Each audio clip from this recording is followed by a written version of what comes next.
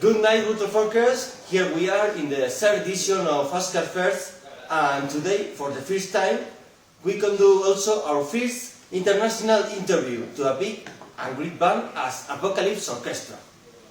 So, good night, Apocalypse Orchestra. Hello. Thanks for letting Vodafone Metal do this interview. So, how was the trip? Because it's a long way from Sweden to Victoria. Yeah, it was a flight for 4 hours, and then we drove for like 4 hours. So yeah, 2-hour drive in Sweden as well. Yeah, 2-hour drive in Sweden as well. It's okay. Yeah, it's not that long. No, we had longer. So, but it was okay. First of all, I'd like to ask you to introduce the band and your members to our followers. Not a lot of them know you about you. Okay, so start from here. So who wants to begin? I'm Jimmy. I play bass and scream and sing and stuff. I'm the new guy in the band. Yeah, he's the fresh guy. Yeah. And my name is Eric. I sing and play guitars and other stringed instruments as well. And have been doing this together with Michael since 2013 when we started this thing. Yeah, and I'm Mikael. I do the folkish parts with hurdy-gurdy and bagpipes and nyckelharpa and some other noisy things. And I'm Andreas. I play drums. Jonas, play guitar and sing. So how did the band start? How did you decide to name the band as Apocalypse Orchestra? Where did the name come from? We searched for a good name for a long time since most metal band names are already taken. So we had to, but we found this one wasn't taken, and the word apocalypse is a good one because it means like the end of everything, but at the same time it means to uncover, like the old Greek word that it comes from. So we thought it was, it's a good name. So it's very historical. Yeah, it's a historical since the apocalypse have been present in all times. So. Yeah, in every mythology, in every history. Everything. Nostradamus. And it's both the end of times, but it's also a new beginning to come. Yes.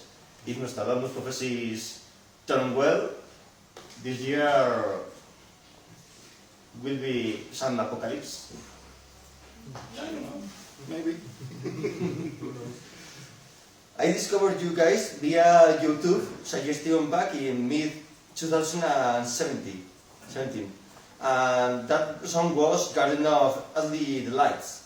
I clicked on it for a subtle reason. The title was so catchy, but upon hearing it, I was really surprised. Never have I heard anything like that before. A combination of folk and doom. Something, and also with medieval theme. Now I want to ask you, who came up with this idea of mixing all these concepts together? How and why? It is a bit experimental at first. Yeah, I guess it was my idea, but I wouldn't have been able to do it alone without these guys. So, but it was, I felt that I wanted to listen to this kind of music, but no one was making it. So we had to do it ourselves. Yes, yeah. It's incredible to start playing a new type of music. We create our own type of music. Yeah. And a lot of the medieval music really fits playing it slowly, and a lot of heaviness in the music as well.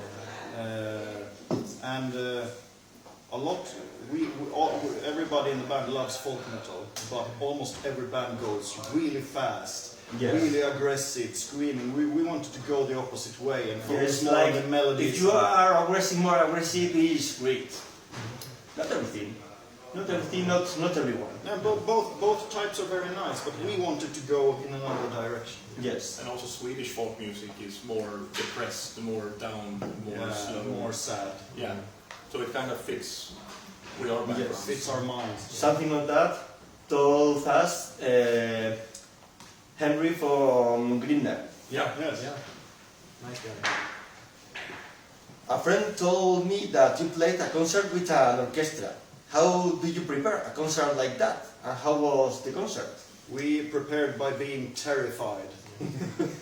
Yeah. It was super scary. It was like our second show. A third concert. Yeah. It was our third concert. Third concert and And, the orchestra. with this band, going live with the symphony orchestra. Yeah. So It will be an adventure. we got to rehearse one time with them. Yeah, for like 15 minutes. 15 minutes. Yeah. And then 2 days later, Yeah. I've seen video, for example, like Scorpions or Metallica with an orchestra, and I think it's amazing. Yeah. it was the experience. So much people playing continuously. Yeah, It was experience of a lifetime. We are super thankful for that it happened. It was also a choir of about 40 people. Yeah. So it was really amazing. I think it was 110 people on stage. Wow. It was very epic. I was in the crowd. I had to pay for my own ticket. With your- Next time. With your funny voice. Yeah. One of the elements of folk metal that surprises me is the large number of instruments used. And some of those instruments existed centuries before heavy metal was born.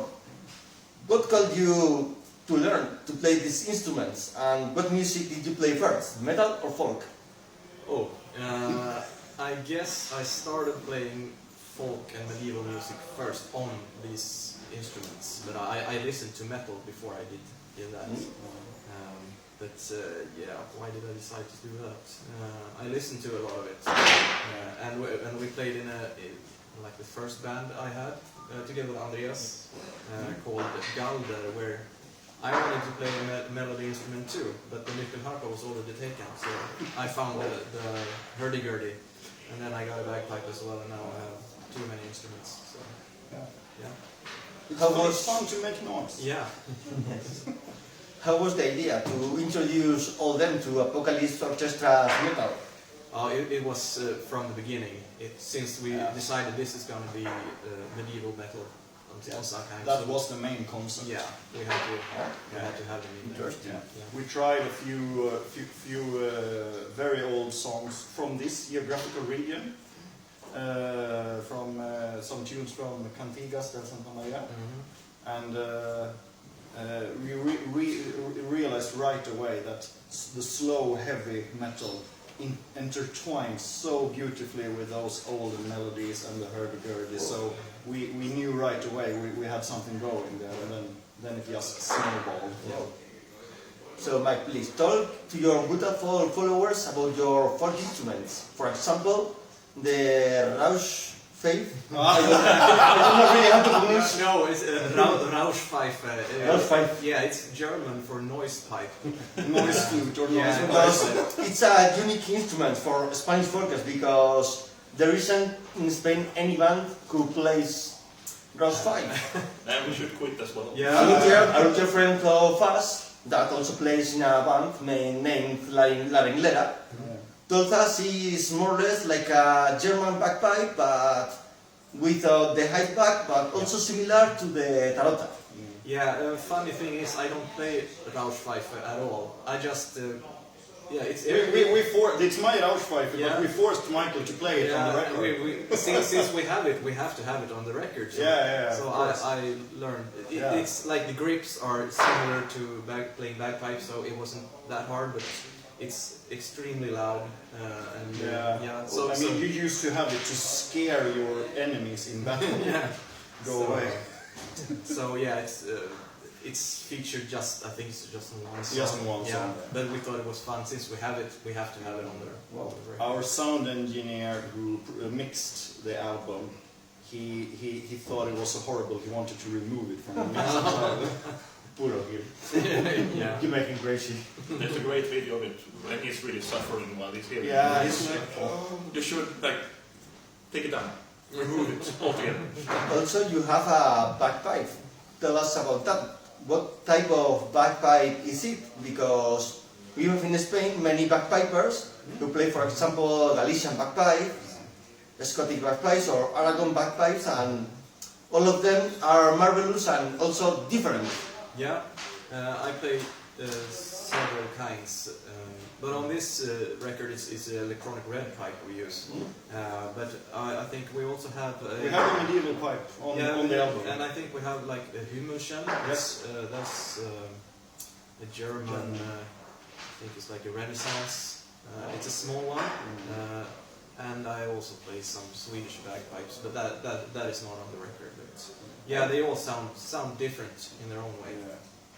And also you have a hardigardi, an instrument for us most known for by elevated. Yeah, that is true. They are like the flagship of folk metal. And yeah, I really like them. So yeah, I have a few hardigardis as well. So. But it's only one feature on this album. So, yeah. In your video clips, you try to put a theatrical touch to sound and the image. How is the approach you have when recording the video clips? The first video we released is actually recorded in a medieval Swedish castle. That's now a museum. So the part we recorded the album in is actually untouched for about 400 years. Yeah, actually. And it was really cold. Really cold. Yeah, it was in February in Sweden. You can tell by the video. Yeah. How many degrees? I think it was like 2 degrees or something. So it was really cold. Yeah, and we wanted to have a good aesthetical setting, but also to incorporate the maybe difficult to understand story. We wanted to have it open to interpretation, so the viewer can draw their own conclusions. We don't want to paint too detailed a picture. Which bands and artists have influenced you as individuals and collectively? Are there any current bands that you admire? Okay, start with there. For this project, Yes. Yeah, I think we have influences that both we share and both that differ from each other. I think that some of the common influences are bands like Type O Negative, maybe for a dark, gothic feel. Wow.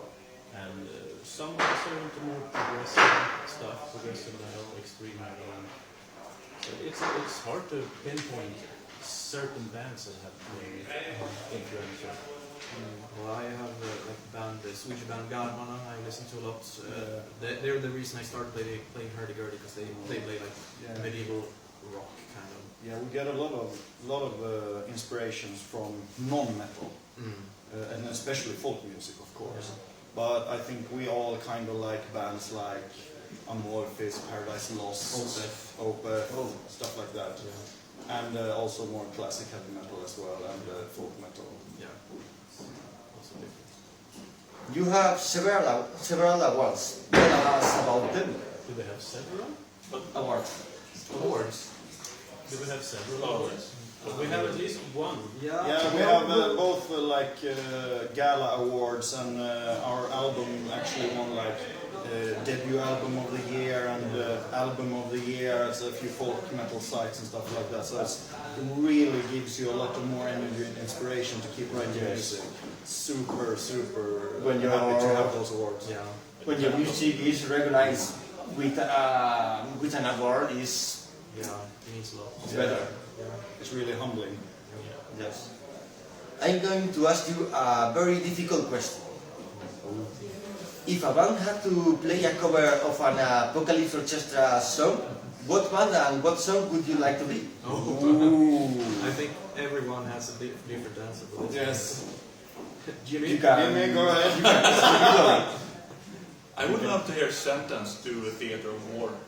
Ooh, that's good. Very good. I think that would suit them.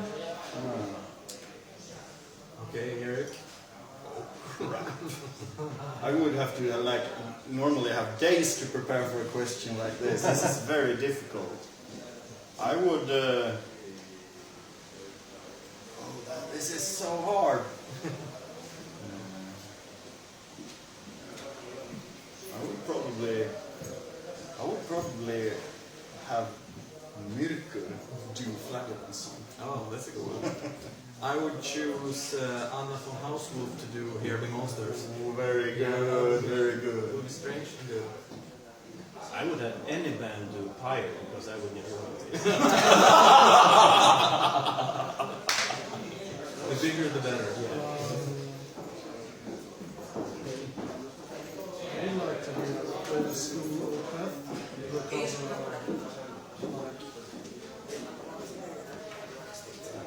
Fly Gods. Now some fun questions. Mel from Pamplona asked you 2 questions. Do you have classical training music? No. No. Kind of. I'm actually studying. I study musicology, so I'm probably the most trained musician in my drum.